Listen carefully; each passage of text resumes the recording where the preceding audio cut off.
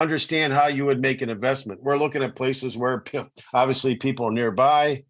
In our case, we're interested in not only high-end homes, but also the affordable housing needed for people in Nigeria, which is a big problem.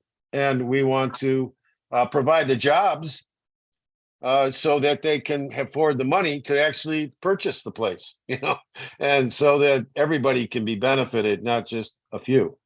So.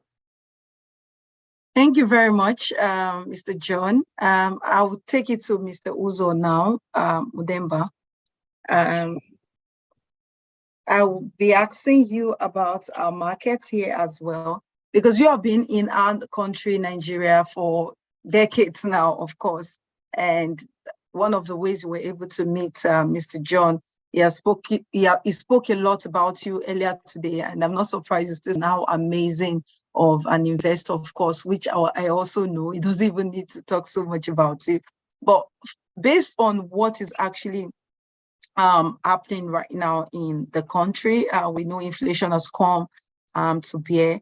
Do you think this currently, and the risks of the currency keep going high, a lot of irregulations of dollar, or the market changes, the fluctuations of different things happening in the country. Do you think that right now it's a good time? Because some people also are kind of skeptical about the political issues also happening in the country, and some are kind of scared about the security. When I came in earlier, I heard you talking about security, which is you're talking about it generally everywhere in the world, the issue that has to do with security. So do you think for Nigerians who reside, and as a businessman yourself, who have high projection and who knows what is going to come to be in the future, is this a good time for a lot of Nigerians, both right here in Nigeria and both in the diaspora, to come invest in Nigeria? Because a lot of them just want to get out of Nigeria right now,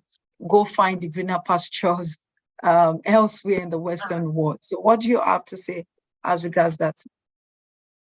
Oh, thank you very much, Bisi. In the first place, what's your relationship with Dr. Steve Akintoye? Okay, I'm Dr. Stephen Akintoye's wife. Okay, I watched his interview with this day, with the Arise. Okay. Sometime. I was very interested in what he's been able to do and what he's doing and what he wants to achieve. I think he's based in Ibadan, right? From Ibadan, no, Dr. right? Stephen, he's from Abeokuta. Okay, but he's not based. He's based in Lagos. Maybe that I think he's someone, because he's Steve Akintoye and he's into real estate. Yes, Dr. Stephen Akintoye. We actually have this is in Lagos, Abuja, Port Harcourt, and in Dubai. He's doing things. In Dubai, yes. It's the same person. I would like to meet with him, because I found what he's doing very interesting, because he's a guy who looks at the long term. The best way to look at business opportunities is to look long term, because and that's the difference between, if you ask me, between the African businessmen and maybe their Western counterparts, or even the Asians.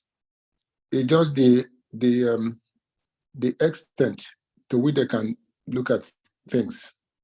So I found Dr. Steve to be very interesting, from the standpoint of the way he analyzed his business and what he was doing and how long he has been in it, and the fact that he has grown so well. So please extend my greetings to him.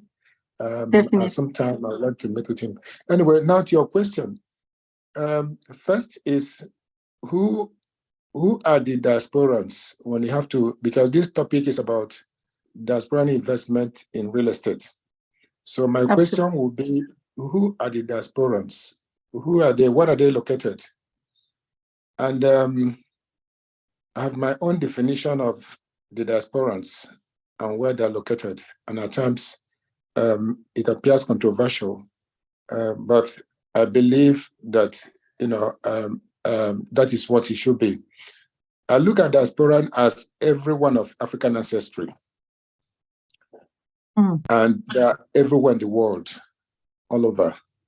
Some diasporans were taken in chance to where they are, and some diasporans went voluntarily, and some are being forced by economic hardship and lack of opportunities. And so whichever way they come, they're diasporans. So when you define that group, then you begin to now look at investment in real estate. And the same way you look at them as diasporans that are so diasporan, then look at Nigeria beyond the immediate challenges to begin to understand how Nigerians have evolved and what is the spirit that drives these people. And then you look at their history, and you can see Nigeria is like, the boat that brought Mongo Park to Africa, to West Africa. That boat, at times, it would look as though it was going to capsize the next minute, and then it comes back again, and so on. That is how I describe Nigeria. Nigeria at times goes to at the time had the Abiola thing. Many people gave up on Nigeria. They thought that problem was insurmountable. We've gone through it. Nigeria fought a civil war for 4 years, and Nigeria survived it. So Nigeria is resilient, and in such a resilient population, housing is something that will always be in demand. And so investment in that sector is something that I would encourage anyone who has the money to invest. But can we get to housing through another industry? Is there an industry that can generate a much faster return on investment? And then when I define my diasporans, they include people who have never even been to Africa before. And so those people who want to have a business where they can monitor from wherever they are or where they live. And so investment in technology, in the exploitation of talents, especially if it's in a very transparent manner where the diasporan African from the Caribbean, diasporan African from let's say Australia, can really follow